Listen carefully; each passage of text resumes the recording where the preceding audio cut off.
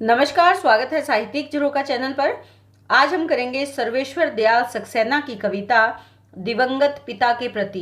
पिता के चले जाने के बाद पिता के प्रति इनके जो मनोभाव हैं उसकी अभिव्यक्ति इस कविता के माध्यम से उन्होंने की है। तो आइए देखते हैं क्या कहते हैं। सूरज के साथ साथ संध्या के मंत्र डूब जाते थे, यानी जब सूर्य डूब रहा होता था उस समय संध्या के समय जो मंत्र किसके द्वारा, पिताजी के द्वारा जो बोले जाते थे वो मंत्र भी डूब जाते थे। घंटी बजती थी अनाथ आश्रम में भूखे भटकते बच्चों के लौट आने की। उस घंटी से जो अनाथ आश्रम के बच्चे थे भोजन के लिए लौट आते थे। दूर दूर तक फैले खेतों पर, धुएं में लिपटे गांव पर, वर्षा से भीगी कच्ची डगर पर जाने कैसा रहस्य भरा करुण अंधकार फैल जाता था। यानी अंधकार शाम के समय जब चारों तरफ अंधकार फैल जाता था और वो कैसा था, करुणा से भरा हुआ। चारों तरफ गांव का चित्रण किया गया है, ग्रामीण जीवन का। चारों तरफ फैले खेत थे और उसमें जो गांव थे चारों ओर धुआं लिपट जाता, क्योंकि संध्या बेला में गांव में जो धुआं जलाया जाता, चूल्हे जलाए जाते, उससे लगता कि गांव उस धुएं में लिपटा हुआ है। बारिश में भीग जाती थी कच्ची डगर, जो रास्ता था, जो पगडंडी थी, वो बारिश में भीग जाती। ये कहते हैं कि जाने कैसा रहस्य भरा वो जीवन था। सांझ होते ही जैसे करुणा का अंधकार चारों ओर फैल जाता था और ऐसे समय में आवाज आती थी पिता तुम्हारे पुकारने की। अपने ही पिता को संबोधित किया है कि पिता तुम्हारे पुकारने की। उस अंधियारे में सांझ के समय ढलती हुई संध्या में आवाज आती थी, मेरा नाम उस अंधियारे में बज उठता था तुम्हारे स्वरों में। और वो नाम, वो पिता की आवाज किसे पुकारती थी? स्वयं कवि को पुकारती थी। उस अंधेरे में बज उठता था तुम्हारे स्वरों में, कि मेरा नाम तुम्हारी ध्वनि में बज उठता था।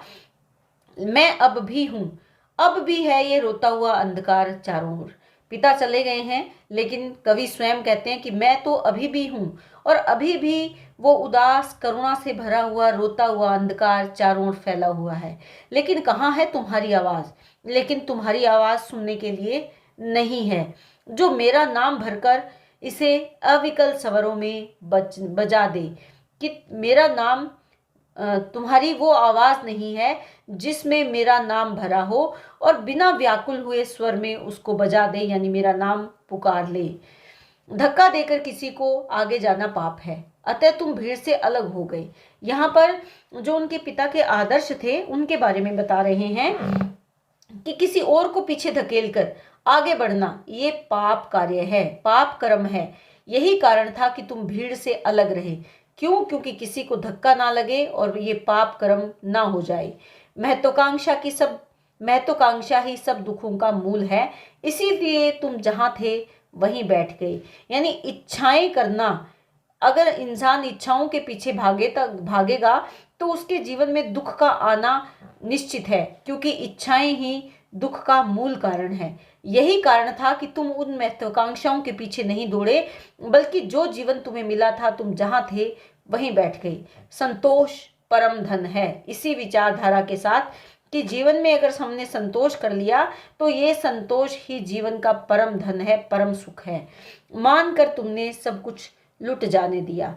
तुमने यानी पिता ने संतोष करके अपना जो कुछ था सब दूसरों पर लुट जाने का कभी ऐतराज नहीं किया, क्योंकि वो मानते रहे कि संतोष ही जीवन की सबसे बड़ी पूंजी है। पिता संबोधन कर रहे हैं, इन मूल्यों ने तो तुम्हें अनाथ, निराश्रित और विपन्न ही बनाया। वो अपने पिता से ही प्रश्न कर रहे हैं, उनको संबोधित कर रहे हैं कि जो आपके जीवन मूल्य थे उन जीवन मूल्यों ने तो अनाथ, यानी कोई तुम्हारा स्वामी नहीं, कोई तुम्हारा आश्रय नहीं, तुम विपन्न यानी गरीब ही बनाया। तुमसे नहीं मुझसे कहती है मृत्यु के समय तुम्हारे निस्तेज मुख पर पड़ी यह क्रूर दारुण छाया। और ये विपन्नता, ये गरीबी, ये जो करुणा है ये कहाँ दिखाई दे रही है? तुम्हारे मुख पर क्रूरता से भरी हुई, दुख से भरी हुई जो छाया, यानी जो तुम्हारे चेहरे के जो भाव हैं। कब? मृत्यु के समय निस्तेज, जब तुम्हारा मुख तेज से रहित हो गया है तब तुम्हारे मुख पर एक क्रूर, करुणा से भरी हुई, दारुण या दुख से भरी हुई छाया मैं देख पा रहा हूँ। ये तुमसे कुछ नहीं कहती लेकिन मुझसे बहुत कुछ कहती है। तुम्हारी गरीबी का, तुम्हारे जीवन के दुखों का, तुम्हारे कष्टों का बखान ये मेरे सामने कर रही है। सादगी से रहूंगा तुमने सोचा था। पिता के क्या विचार थे कि मैं सादा जीवन जीऊंगा। अतः हर उत्सव में तुम द्वार पर खड़े रही। झूठ नहीं बोलूंगा, तुमने व्रत लिया था। अतः हर गोष्ठी में तुम चित्र से जड़े रहे कि तुमने सादगी से अपना जीवन जिया। तुम इसीलिए किसी उत्सव में तुम नहीं आई। जीवन को तुमने उत्सव के रूप में नहीं लिया, बल्कि तुम द्वार पर एक किनारे पर खड़े सब देखते रहे।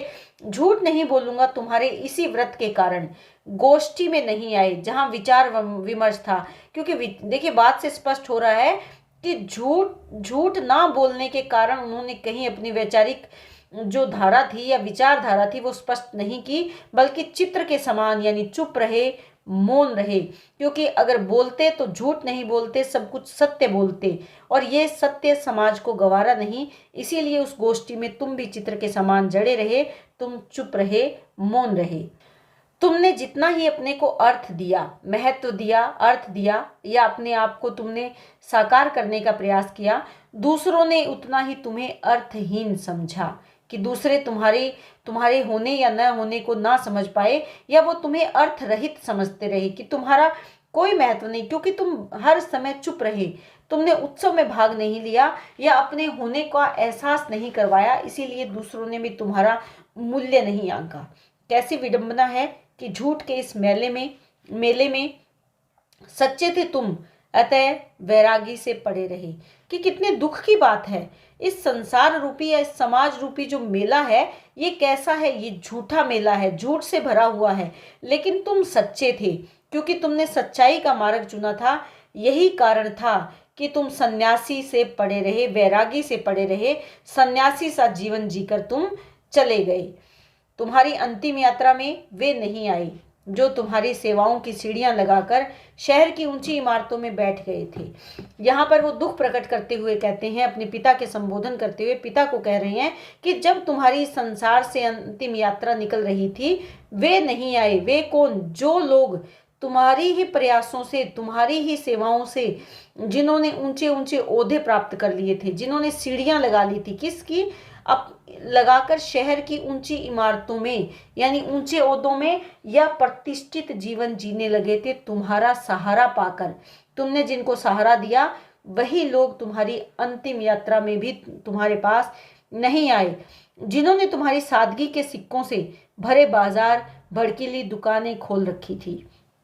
सादगी यानी तुम्हारे सदाचार को आधार बनाकर, तुम्हारे सदाचार को ही बेचकर उन्होंने स्वयं की भड़कीली दुकानें बाजार में खोल ली। यानी अपना स्वार्थ उन्होंने ढूंढ लिया, अपना व्यापार, अपना स्वार्थ, धन प्राप्ति का मार्ग उन्होंने तुम्हें आधार बनाकर ढूंढा। लेकिन जिन्होंने तुम्हें अपना आधार बनाया, वही तुम्हारी अंतिम यात्रा में भी नहीं आई। जो तुम्हारे सदाचार को अपने फर्म का इश्तहार बनाकर, सदाचार यानी जो तुम्हारा सद आचरण था, उसको अपने फर्म का, फर्म से तात्पर्य यहाँ पर क्या है? अपनी पहचान का इश्तिहार से तात्पर्य क्या है? पैम्पलेट कह सकते हैं। कि जिन्होंने अपनी फर्म वैसे अगर देखा जाए तो किसी कंपनी या किसी बड़ी संस्था की जो फर्म होती है, एक बड़ी संस्था कह सकते हैं कि बड़ी अपनी संस्था का इश्तहार बनाया उन्होंने, डुगडुगी के साथ शहर में बांट दिए। किसके? तुम्हारे ही सदाचार को इश्तिहार बनाकर उन्होंने शहर में बांटा। किस लिए? अपनी प्रसिद्धि के लिए। पिता, तुम्हारी अंतिम यात्रा में वे नहीं आई।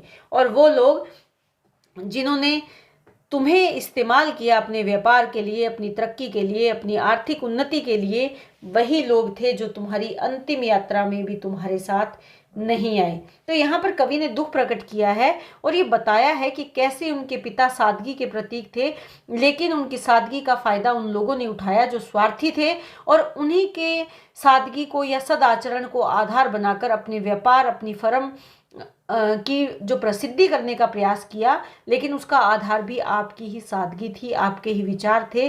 लेकिन कवि को इस बात का दुख है कि अंतिम यात्रा में आकर भी उन्होंने पिता का साथ नहीं दिया।